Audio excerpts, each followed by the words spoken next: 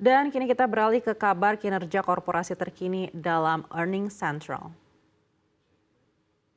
Kita beralih ke informasi seputar kinerja korporasi dunia dan perusahaan kendaraan listrik asal Amerika Serikat Tesla mencatatkan kinerja baik di kuartal 3 2024.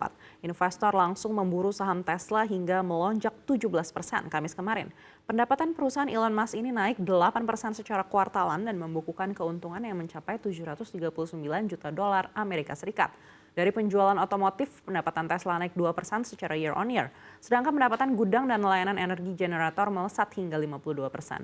Menurut Elon, tahun depan pertumbuhan kendaraan di Amerika Serikat bisa meningkat dari 20 sampai 30%. Daripada membuat mobil listrik yang murah, Musk akan lebih fokus untuk membuat kendaraan nirawak yang rencananya akan diluncurkan tahun depan di Texas dan California.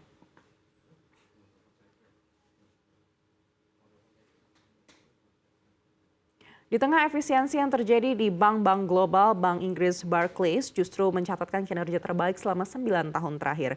Keuntungan Barclays melesat hingga 23% di kuartal 3 2024, jauh di atas ekspektasi pasar dan membuat sahamnya melonjak 5%. Selama Juli hingga September, Barclays berhasil membukukan laba 1,6 miliar pound sterling atau senilai 2 miliar dolar Amerika Serikat. Padahal ekspektasi pasar dalam survei LSEG hanya di angka 1,17 miliar pound sterling. Investor merespon positif hingga sahamnya melesat ke level tertinggi sejak Oktober 2015 dan berhasil ditutup menguat 4,2%. Pendapatan Barclays melesat pasca mengakuisisi Tesco Bank yang dikenal sebagai bank retail. Dilihat dari awal tahun, saham Barclays sudah terapresiasi hingga 55%.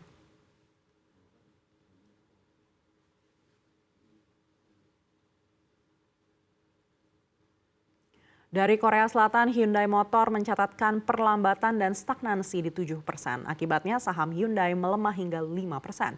Menurut CFO Hyundai Motor, Lee Seung-jo, iklim bisnis untuk industri otomotif melemah seiring dengan ketidakpastian perubahan regulasi dan risiko geopolitik.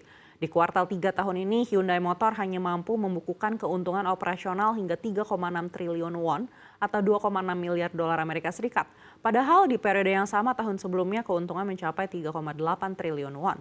Analis berekspektasi kuartal 3 kemarin Hyundai bisa mencatatkan profit hingga 3,9 triliun won namun penjualan tipe Santa Fe SUV di Amerika Serikat tidak mencapai perkiraan.